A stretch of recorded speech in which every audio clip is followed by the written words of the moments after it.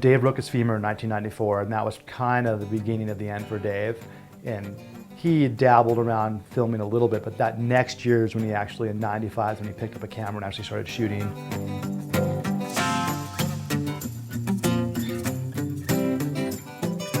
Definitely the first couple years were tough behind the camera and watching all the new riders ride the lines, and especially when one of the rookies would blow it. I'm like, I could ride that thing, come on.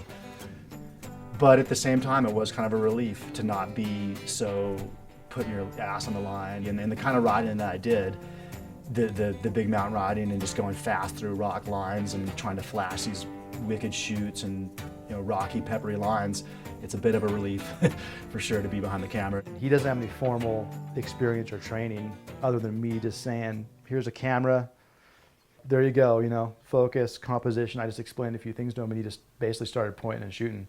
So that's how Dave learned. One of my favorite shots that I've ever shot of a snowboarder was Tom Burt doing the Tom Burt spines up on Donner. And I actually had to rope in to film it. I had to use snowboards as a belay, and I put a harness on and I got down this ledge. And I got this kind of cool shot where I kind of panned the camera as he came down and he fell away. And it just looked really cool. It gave it a really cool perspective.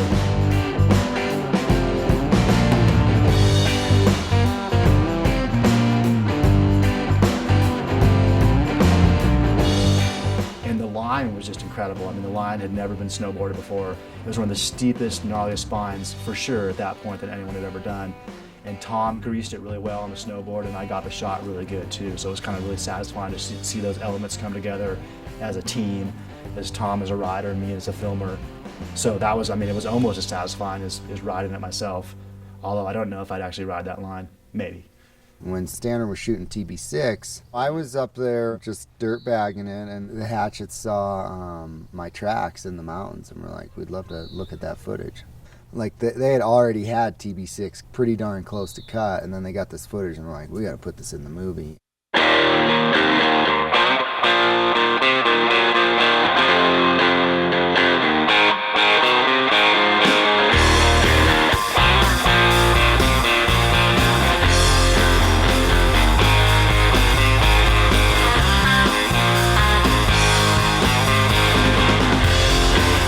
Still to this day, like going down to Spreckles Theater in San Diego for the premiere, I'm still like, I'm in there. I don't know exactly how much, and then my stuff comes on at the end of the movie, and just, seemingly the place erupted and like the loudest cheer I'd ever heard, and it was just like I was like shaking after that. It was one of the highlights of my snowboard career.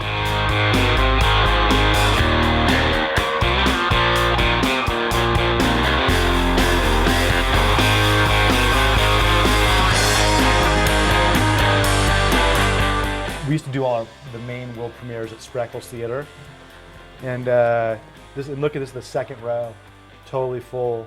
I think this sat 1,200 people at the time, and it was packed. You couldn't even stand, there was not a seat available in the place. Hearing all these people who didn't know who I was unheard of, and just, a full house of one of the loudest cheers of the night was really a cool thing.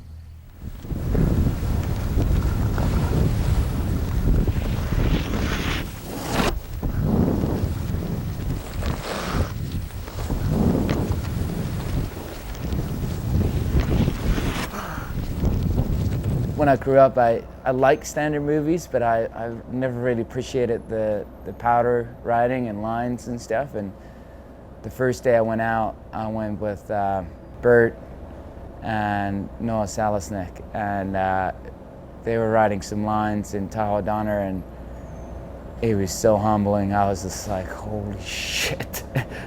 And it just put everything in perspective, like what those guys were doing and how good they were.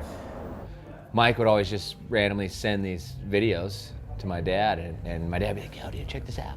And I'd be like, dude, that is the sickest thing I've ever seen, Like, it's just so cool. I was like, look at these, who are these guys? Like, these guys are just shredding all the time. Like that's what I want to do.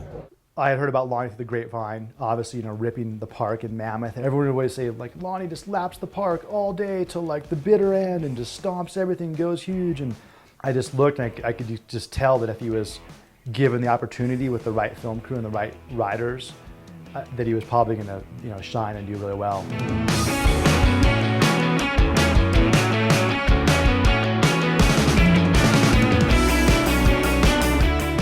There was no like a future, yeah, but the future was just the next day when you could go shred, and then watching the movies and seeing the guys, but then I'm like, dude, I'm so far from this, and I started got a job at Mammoth for doing being a janitor, and it was so funny because today it was the first time I met Kevin Jones, and I was like, dude, you got no idea, dude. Last time I seen you, I was friggin' mopping the floor at a main lodge, dude. So it's pretty sick. I finally decided, you know what, I think it's time to give Lonnie a chance, give him a shot at filming with us. And I've always gone the extra mile for Lonnie because I've known his dad and I've known his upbringing in Yosemite and stuff, and I'm stoked to see how far he's come. It's to be honest, growing up where we grew up, it's just impossible to think about what we've been getting, and Mike definitely helped me a lot, and it's been basically giving me so much opportunities. Right now my career is just got the next level because of standard films. Those guys just work so hard, and that's all I knew, so I just went with the flow because I didn't really speak English or anything. I really wanted to work, but I was just kind of out of my element. And then being in the backcountry too, I've never ridden powder before really that year. Off the resort is a whole nother situation. So we sometimes called it snowboard film tryouts, because we'd take a crew of guys in the backcountry for their first time and try to survive throughout the day, keep them away from cornices, keep them away from dangerous situations that they had no idea what they were involved with. But we knew that if we could just get them to these jumps that we wanted to build, it was a fairly safe situation, and then they could do their stuff. The Hatchett brothers are incredible teachers of everything to do with filming. So these riders that that come up, Jussi Oksanen and Kevin Jones, I mean, you name it, they showed these guys where to build jumps, how to build jumps, just doing everything they could to help everyone to go into the mountains safely and ride cool stuff.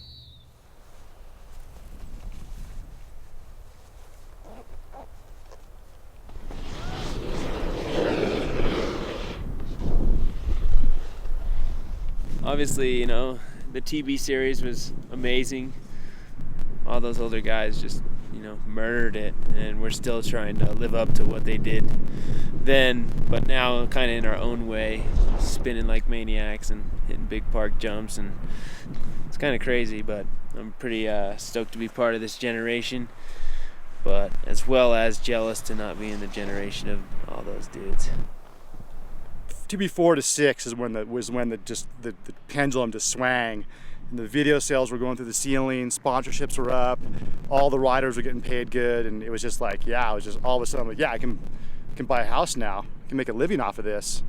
And that lasted till 2010, and then it slowly started tapering off, and now it's just a completely different ball game. Now you just really don't make that much of money making a snowboard video, and I never got into it to make money, so I don't I don't feel much different. I got into it because I like to make movies and I like snowboarding. So the money thing's never really, it was great when it was there and we made good cash and I saved some of it and then lost it all. And now I'm it's like making TB2 again, broke and making a video, but it still feels good.